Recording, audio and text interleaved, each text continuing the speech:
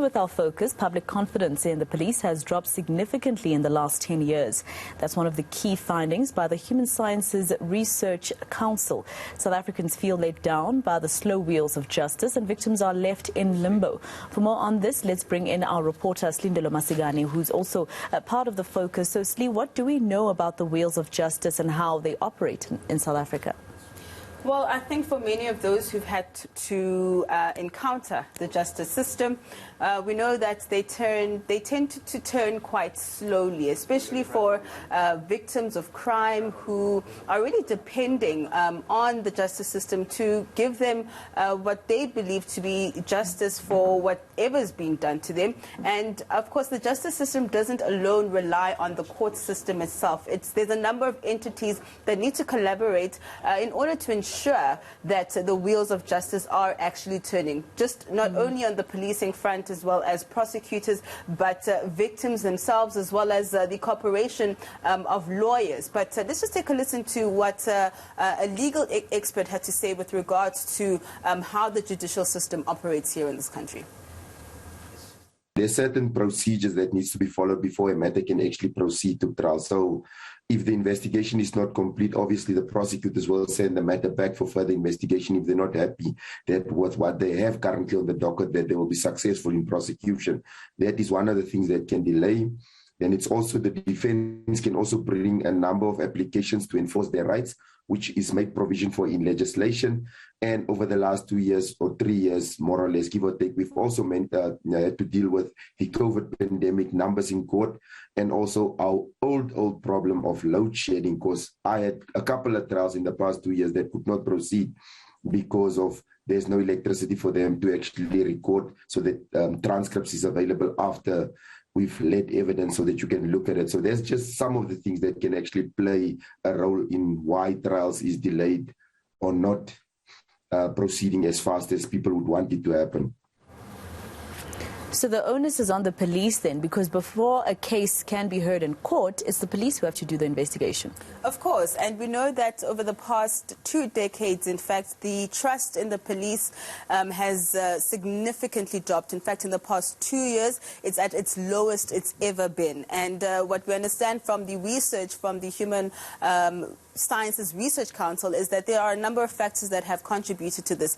Early on in our democracy, we did see a mass exodus of detectives, which are really needed and crucial when it comes to investigating crimes. But also over the past couple of years, we've seen what's happened at the top in terms of leadership, where there are questionable appointments made when it comes to those who are going to be leading the police force, which of course then hampers on investigations and filters down to the ground, especially when it comes to resourcing the police services as well as issues around staffing. Let's take a listen to Dr. Stephen Gordon, who actually conducted the research around policing.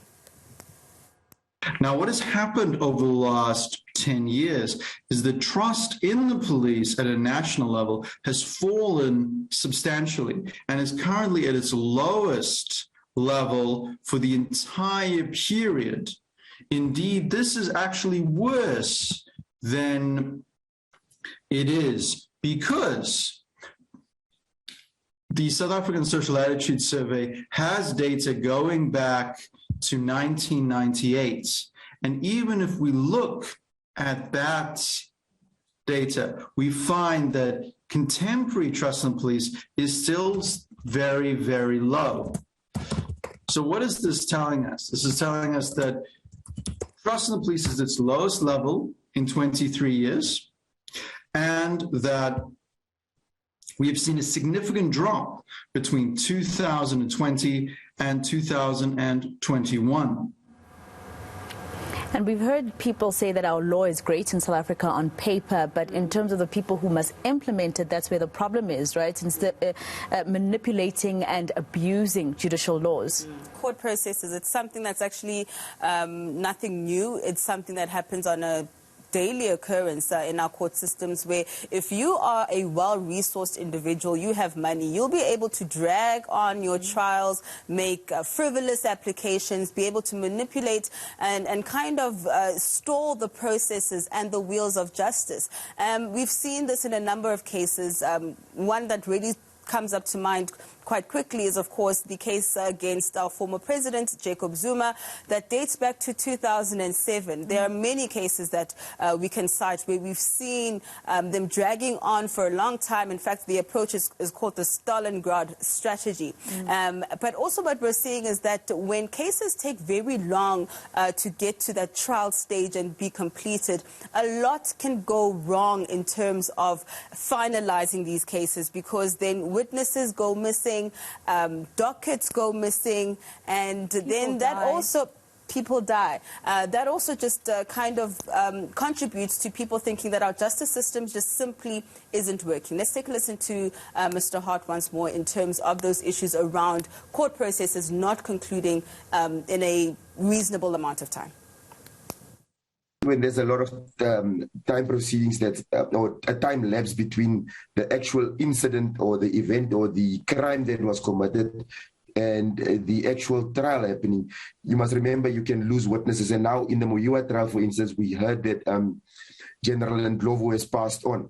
And he was one of the people, or one of the first people on the scene. And there's now questions being asked by the defense to say that the crime scene was staged. So at some stage, maybe it would be prudent for the state to have called or taken a statement from General Ndlovu to say how he found it and what is his take. But that can also now throw a spanner in the works, because now it opens a gap for accused persons to take. And the long time it takes is like witnesses no longer available. They can't remember the incidents that clearly.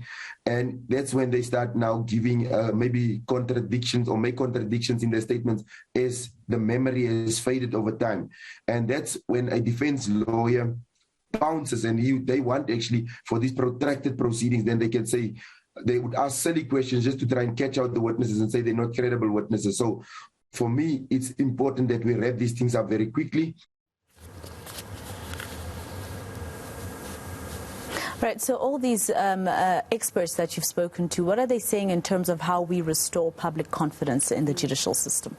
Well, it just seems that moving forward, what needs to really happen is that cases need to be seen to be treated fairly, because one of the biggest issues in our country is that it seems as though if a particular matter is before the media and it's making headlines, you'll see it moving a little bit more quickly than your ordinary Joe on the street who has maybe just an assault case in court. So people need to be seen, the justice system rather needs to be seen to be treating people fairly and ensuring that these cases are being resolved in a quick recovery time, because once a case drags on for a long time, that is when the trust really dwindles around ensuring that justice is served. Let's take a listen. In addition, corruption at the state level has seen money allocated for police expenditure flow out of state coffers into private hands. And this, of course, is negatively impacted on the police's ability to do their job.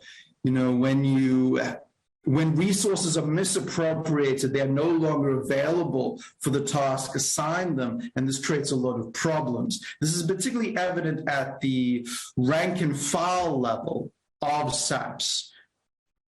So while we find that the top management level is still well provisioned, at the rank and file level, things are very, very tough with limited resources for particularly police investigations. So this creates difficulty in achieving prosecutions and achieving convictions, which is kind of the main thing that the public want the police to do with criminality, to achieve police corruption. There's often a perception that the police are very lenient on criminals, and this is due indeed to the low conviction rates that SAPS has often achieved. This, of course, has gone hand in hand with declines in funding allocated to the National Prosecuting Authority, which has not helped the police secure convictions needed to restore public confidence.